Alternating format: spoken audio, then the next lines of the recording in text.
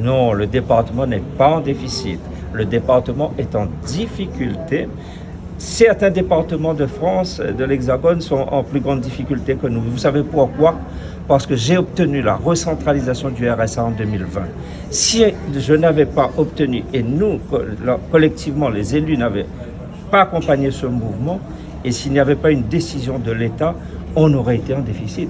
Mais cette recentralisation du RSA de 2020 nous a sauvés, mais en même temps, ce n'est pas pour autant que nous sommes riches.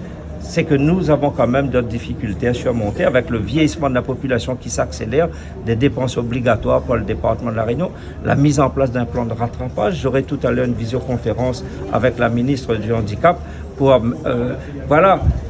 lui rappeler donc les besoins de la collectivité dans le soutien au plan de rattrapage pour les personnes âgées comme pour les personnes en situation de handicap. Chaque année, nous avons à peu près plus 30 millions d'euros de dépenses sociales obligatoires. Et nous les assumons. Mais nous disons aussi au gouvernement qu'il faut nous donner des recettes supplémentaires parce que nous n'avons pas de marge de manœuvre. Nous n'avons plus de marge de manœuvre. Nous sommes tributaires des aides de l'État ou alors nous avons certaines recettes qui ne progressent pas. Tout le monde est en souffrance, nous sommes tous en souffrance, mais il faut quand même lutter chaque jour parce que nous n'avons pas le droit de baisser les bras.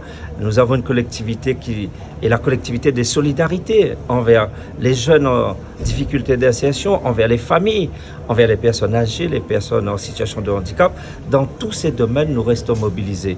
Et c'est parce que la situation est difficile que nous sommes encore plus motivés. Nous sommes volontaristes.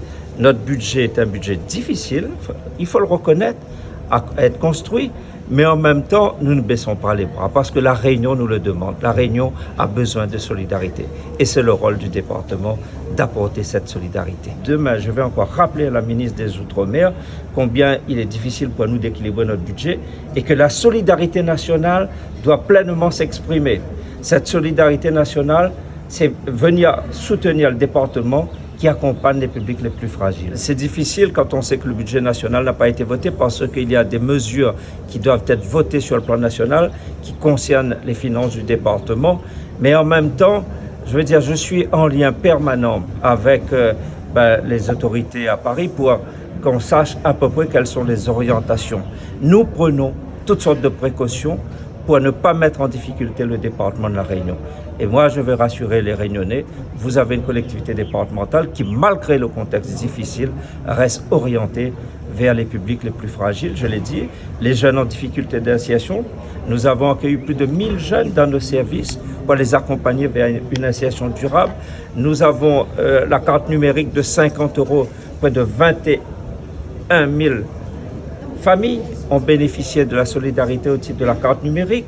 Nous avons l'amélioration de l'habitat où nous faisons près de 3000 améliorations de l'habitat alors même que d'autres se sont désengagés. Nous sommes la seule collectivité avec un peu de soutien de l'État à faire encore de l'amélioration de l'habitat à La Réunion. En matière de logement, nous sommes volontaristes. Le soutien au développement agricole, on l'a vu, bœuf moka, cabri pays, les traditions, l'authenticité réunionnaise, la culture, le patrimoine réunionnais, c'est aussi notre agriculture et là-dessus, nous sommes pleinement mobilisés.